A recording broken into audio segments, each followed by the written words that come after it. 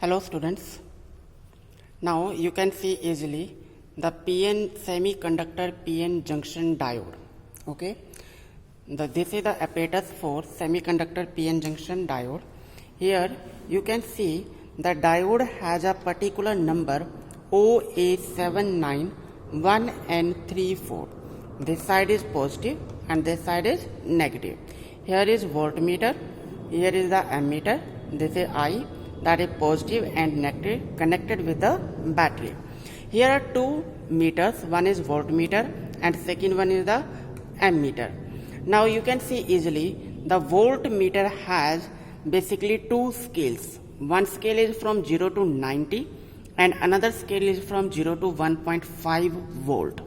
Similarly, in case of the ammeter, there are again two scales. One is from 0 to 25 and another is from 0 to 200. You can read easily, one is the microammeter and another is the milliammeter. तो आपको आराम से पता ही होगा कि जो बड़े वाला स्केल है 0 to 200 that is of microammeter and 0 to 25 is for milliammeter. Similarly here 0 to 1.5 volt and 0 to 90 volt. Now सबसे पहले बात करते हैं कनेक्शंस की. तो जब हम बात कर रहे हैं फॉरवर्ड बायसिंग की, तो positive terminal of this diode is connected to the positive terminal of the battery and negative terminal of this diode goes to the negative terminal of the battery. These are the just two connections of a PN junction diode for a forward biasing region. Clear? अब आप देख सकते हो यहाँ पे मेरे पास दो knobs हैं. One is for 0 to 1.5 volt for forward biasing. One is for 0 to 90 volt that is for reverse biasing. अगर forward biasing के लिए 0 to 1.5 volt है तो देखो यहाँ पे जो आपके पास ये पॉइंट लिखा है 1.5 volt forward biasing, that mean this knob of voltmeter is going up. Clear? Similarly here reverse biasing is micro ammeter and forward biasing for milli ammeter. अब आप सोच रहे होंगे कि रिवर्स बायसिंग में माइक्रो एमीटर क्यों यूज किया और फॉरवर्ड बायसिंग में मिली एमीटर क्यों यूज किया. तो आपको एक चीज बता दूं, करंट हमेशा फॉरवर्ड बायस में ज्यादा होता है, तो उसके लिए हमेशा क्या यूज करेंगे, milli ammeter. Reverse biasing current हमेशा क्या होगा, कम होगा, तो उसके लिए क्या यूज करेंगे, micro ammeter. Clear? That mean अगर रेंज ही आपकी ज्यादा हुई तो आप रिवर्स बायसिंग का करंट रीड ही नहीं कर पाओगे विद मिली एमीटर. तो इसके लिए फॉरवर्ड बायसिंग में कर देते थे दोनों नॉब्स को. उसके बाद में हम यहाँ से कनेक्शन इसको ऑन कर दिया. क्लियर? थोड़ी सी बम्पिंग आ रही है. बम्पिंग ये आपको थोड़ा कैमरे में दिख रहा है, otherwise it is okay. Clear? Now क्योंकि इसको कैप्चर होने में टाइम लगता है. ओके. नाउ अब देखो यहाँ से मैंने क्या किया, फॉरवर्ड बायसिंग की नॉब को धीरे से मूव किया.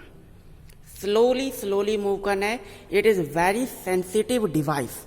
जब भी आप इसको यूज करते हो तो आप आगे जैसे जाते हो उसको करके थोड़ी देर रुकना है. It will be saturate and takes time. Then you have to read the readings of voltmeter as well as of that is of milliammeter. Okay? तो उसको फिर फर्दर थोड़ा सा मूव किया.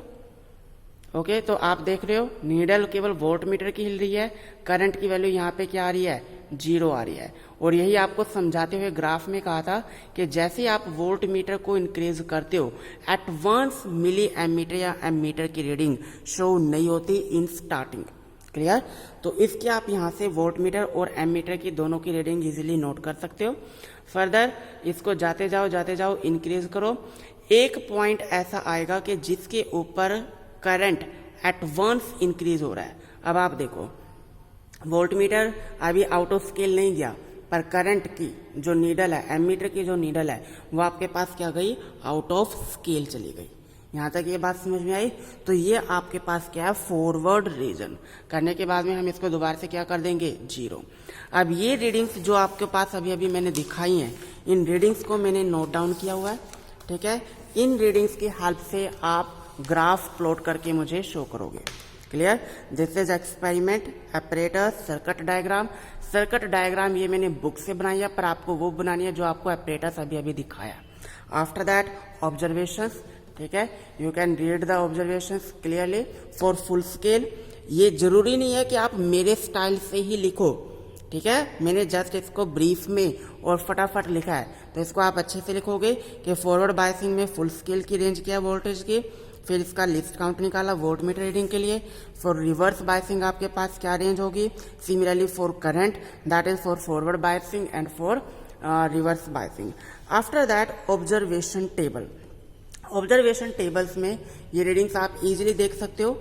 यहाँ पे मैंने आपको क्या किया हुआ है कि डिविजन्स काउंट किया है, और यही आपको हर साल बताया जाता है। लास्ट ईयर आपको ये बताया था कि डिविजन्स काउंट करो और उसको मल्टीप्लाई करो with least count of that instrument. तो यहाँ से आप इसकी पूरी की पूरी रीडिंग्स लिख सकते हो कि कितनी इसकी वैल्यूज आएंगी।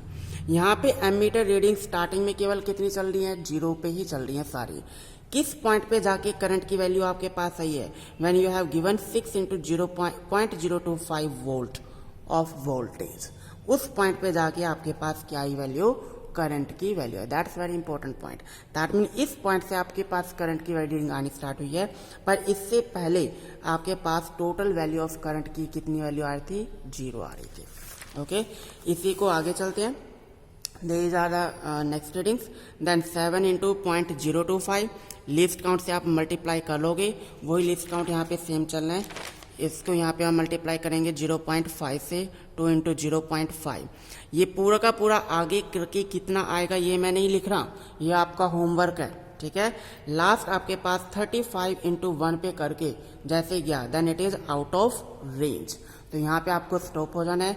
ये रीडिंग्स पूरा करके वोल्टेज और करंट के बीच में ग्राफ प्लॉट करना है, और उससे क्या कंक्लूजन निकले वो आपको मुझे करके भेजना है। Okay, after that reverse biasing. For reverse biasing के लिए पहले हम इसको एपरेटस पे स्टार्ट करते हैं। यस, अब देखो जो आपका एपरेटस था इसमें सारा का सारा ये रिवर्स बायसिंग के लिए सबसे पहले क्या करेंगे, नॉब को ऑफ, फिर फॉरवर्ड बायसिंग को ऑफ, रिवर्स बायसिंग को ऑफ, फिर फॉरवर्ड बायसिंग के लिए नहीं थी ये आपके पास किस पे करोगे, अब रिवर्स बायसिंग पे। Then micro ammeter current that is for reverse biasing. अब जो एक कनेक्शन है, इस कनेक्शन में ध्यान से देखो, जो पोलैरिटीज है दैट विल बी रिवर्स।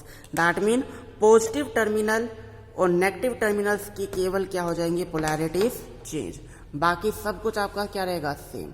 अब आप ध्यान से देखो, negative of the diode that is N type semiconductor is goes to the positive, and p type of this diode goes to the negative of the battery। तो ये आपके पास connection किसके हो गए, that is for reverse biased region. अब reverse biasing के लिए हमने ये दोनों नॉब्स ऑलरेडी कर चुके हैं। पावर को ऑन किया, पावर को ऑन किया, रिवर्स बायसिंग को आप क्या करोगे, यूज। अब इस टाइम पे ध्यान से देखो कि इतनी ज्यादा फ्लक्चुएशंस नहीं है। क्यों नहीं है, क्योंकि इस टाइम पे करंट ऑलरेडी क्या आएगा, कम आएगा, तो फ्लक्चुएशन ज़्यादा नहीं होगी। तो जैसे जैसे हम वोल्ट मीटर को इंक्रीज कर रहे हैं, करंट की वैल्यू क्या आ रही है, 0, पर एक पर्टिकुलर पॉइंट के बाद जाके करंट आना स्टार्ट होगा, और फिर एक पर्टिकुलर वोल्टेज पे जाके करंट की नीडल आउट ऑफ रेंज होगी। उस पॉइंट को हम क्या बोलते हैं, breakdown of the PN junction diode. Clear. अब आप यहाँ पे ध्यान से देख सकते हो, थोड़ा सा वोल्टेज इंक्रीज की, again the current goes to maximum that is out of range.